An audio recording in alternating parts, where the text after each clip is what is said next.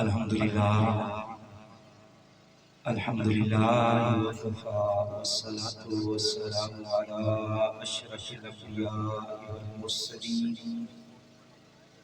وعلی آلہ الطیبین الطاہرین وعلی آلہ وصحبہ وعطرتہ اجمعین اما بعد فاعوذ باللہ السمیع العلیم من الشیطان الرجیم بسم اللہ الرحمن الرحیم اهدنا الصراط المستقیم وفي مقام آخر قل لا أسألكم عليه أجرا إلا المودة في القربى آمنت بالله صدق الله مولانا العظيم إن الله وملائكته يصلون على النبي يا أيها الذين آمنوا صلوا عليه وسلموا تسليما اللهم صل على سيدنا ومولانا محمد وبارک وسلم وصلی علیہ. کوئی بھی زبان کو خاموش نہ رکھیں. گنبد خضرا کا تصور کرتے ہوئے تاجدار مدینہ سرور قلب سینہ حضرت محمد مصطفیٰ صلی اللہ علیہ وسلم کی بارگاہ میں اس عقیدے کے ساتھ درود و سلام کا نذرانہ پیش کیجئے کہ کہاں ویلی کی یہ میدان شریف میں بیٹھ کر اس زمین کے ٹکڑے پر میرے مصطفیٰ کے غلام اپنے پیارے حبیب نبی صلی اللہ علیہ وسلم کی بارگاہ میں ہدیہ سلام پڑھ رہے ہیں اور ہمارے نبی اپنی قبر انور کے اندر اپنی امتیوں کے سلام کو سماعت بھی فرما رہے بلکہ جواب بھی ادا کر رہے ہیں. اس عقیدے کے ساتھ پڑھو گے تو انشاءاللہ ذوق دوبارہ ہوگا. محبت کے ساتھ پڑھیے صلی اللہ علیہ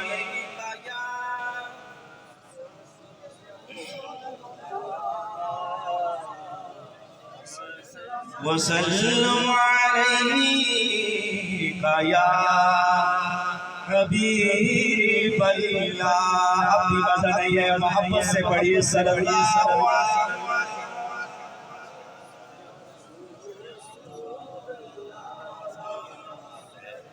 وسلم علیکہ یا حبیب اللہ. تو شاہ خوباں تو جانے جانا, تو شاہ خوباں تو جانے جانا, اے چہرہ امل کتاب تیرا نہ بن سکی ہے نہ بن سکے گا, نہ بن سکی ہے نہ بن سکے گا. مثال تیری جواب تیرا. محبت سے پڑھیے نہ بن سکے نہ بن سکی ہے نہ بن سکے گا, سکی ہے نہ بن سکے گا.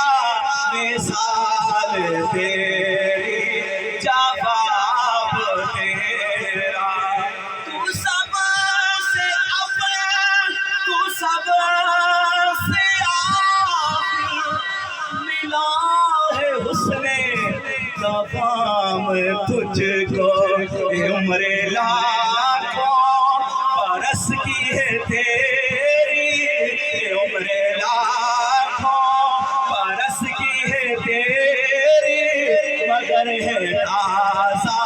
شباب. عمر لاکھوں برس کی ہے تیری, مگر ہے تازہ شباب تیرا. نہ بن سکی ہے نہ بن سکے گا, نہ بن سکی ہے نہ بن سکے گا. مثال تیری جواب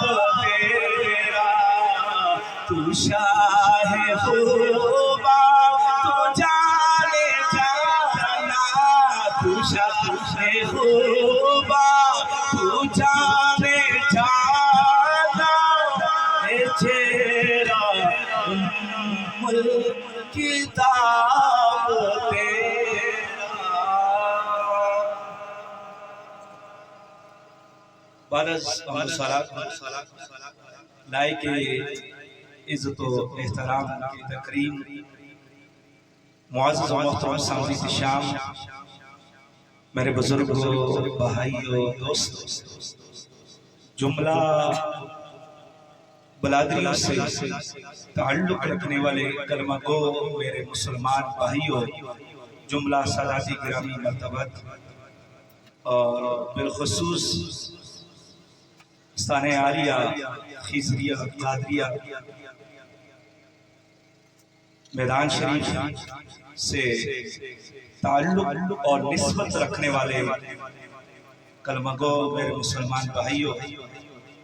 اور آج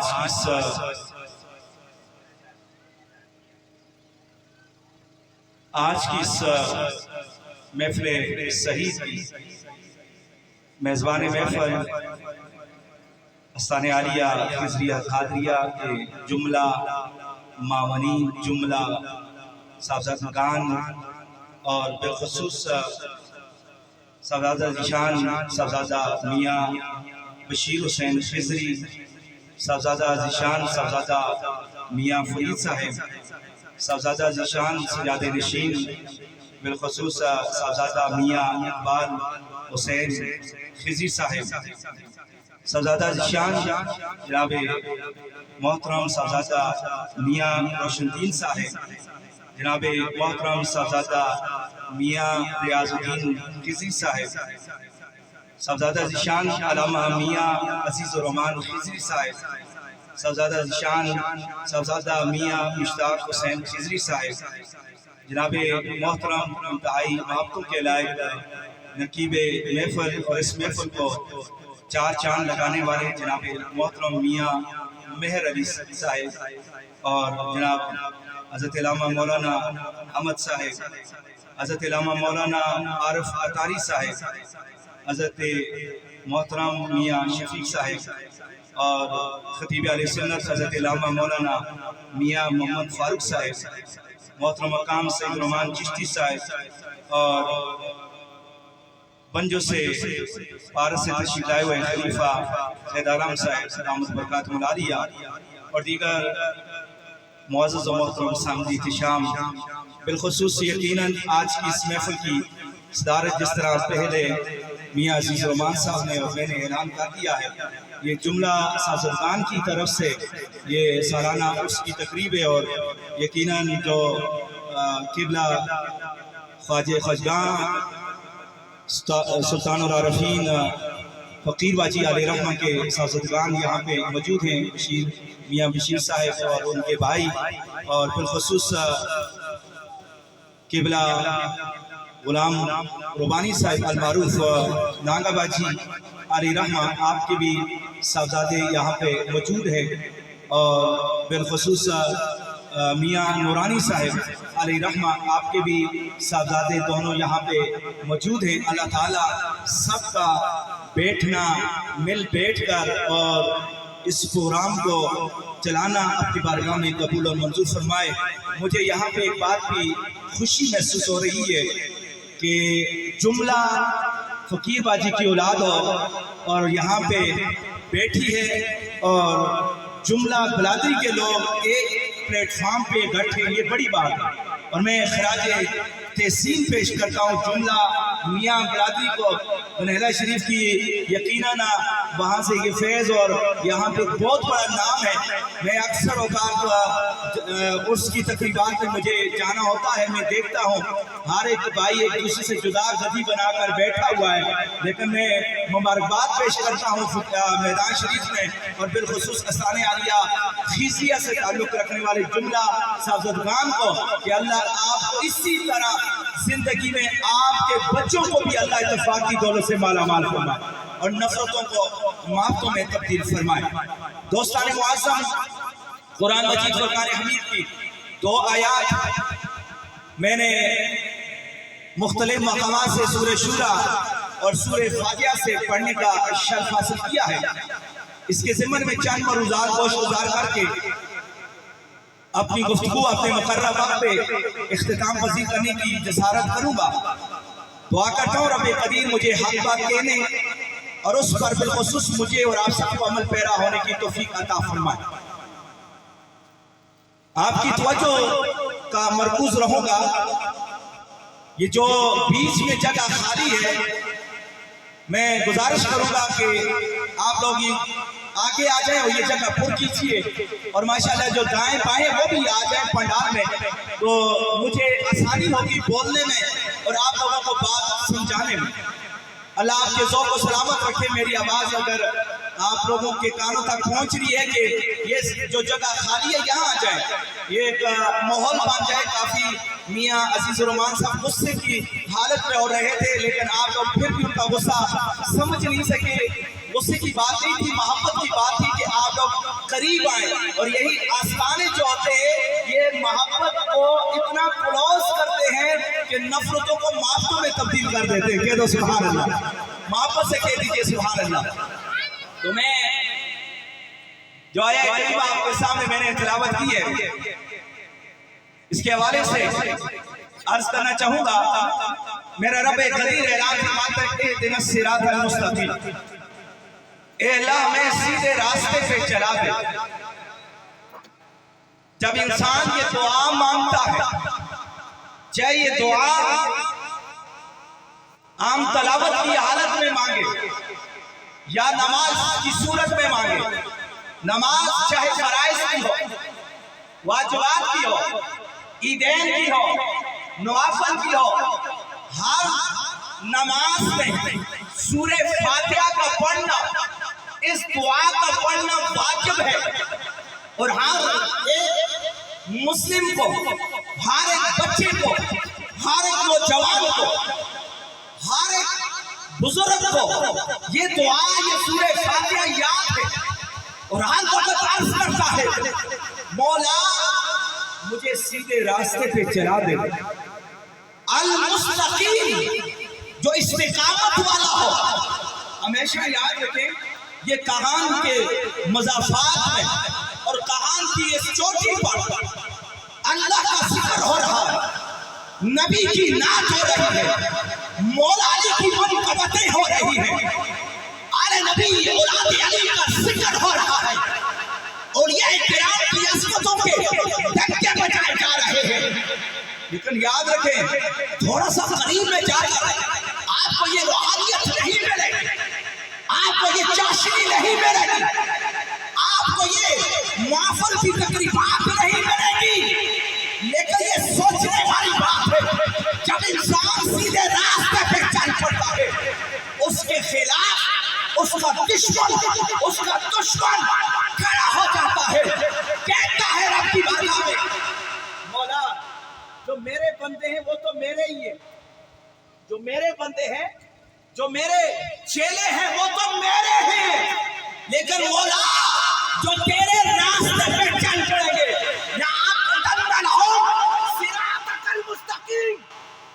میں اسے ضرور ضرور گمراہ کرنے کی کوشش کروں۔ تو جو ہے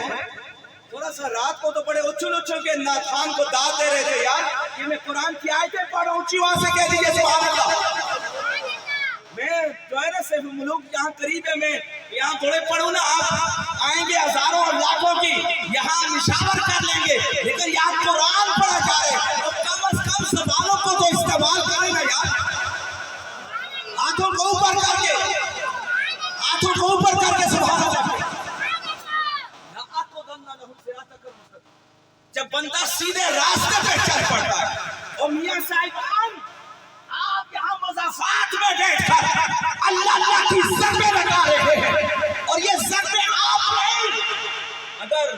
جمال ولی علیہ رحمہ سے لے کر فقیر باجی سے لے کر ناگا باجی کی زندگی کو اٹھا کرتے تھے، کوئی یہاں آپ کو ایسی جگہ ملے گی جہاں کوئی انسان کا بچہ جانور بھی نہیں جا سکتا، وہاں پہ اللہ کے بندے جا کر جنکشی کرتے ہیں۔ نعروں پہ پابند پابندی نہیں ہے، لگا لے، مجھے پتہ چلے کہ یہاں ذوق ہے، سننے کا ذوق ہے. تھوڑا سا نعرہ لگائے نا، نعرہ آتے نہیں شفیق صاحب، نعرہ آپ نے لگانا ضرور ہے، میں لگواؤں گا، لیکن یہاں میں اس طرح نعرہ جس طرح یہ جواب دیتے میں تقریر ہی نہیں کرتا. یہ میرا مزاج ہی نہیں ہے. میں بڑے اونچے مزاج کا مالک ہوں اور بڑے بڑے کھلاڑوں میں جا کر، میدانوں میں جا کر، بڑے بڑے میچوں میں جا کر حق بات کرتا ہوں، کرتا رہوں گا. لیکن مجھے یہاں ٹوپی والوں کی صورت میں آپ کی ضرورت نہیں. نعرہ یہاں اسٹیج سے لگے گا، جواب آپ کے ہاتھوں کو اوپر کر کے نعرے تکبیر میں ایک ہاتھ، نعرے رسالت میں دونوں ہاتھ کھڑے کر دو.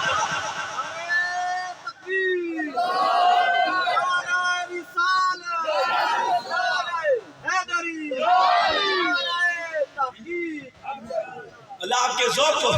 میں چیک کر رہا تھا کہ جس طرح میں بول رہا ہوں شاید آپ کو سمجھ نہیں آ رہی ہے. مجھے آپ کا احساس ہو گیا ہے، محسوس ہو گیا ہے، آپ سمجھ رہے ہیں میری گفتگو کو. میں عرض کر رہا تھا جب بندہ سیدھے راستے پہ چل پڑتا ہے، دعا مانگتے مولا سیدھا راستہ دکھا دے، اور راستہ بھی ایسا جو المستقیم اور استقامت والا ہو، کوئی شیطان حملہ نہ کر لے. اور پھر قرآن کی تفسیر قرآن بیان کر رہا ہے، صراط الذین انعمت علیہم، مولا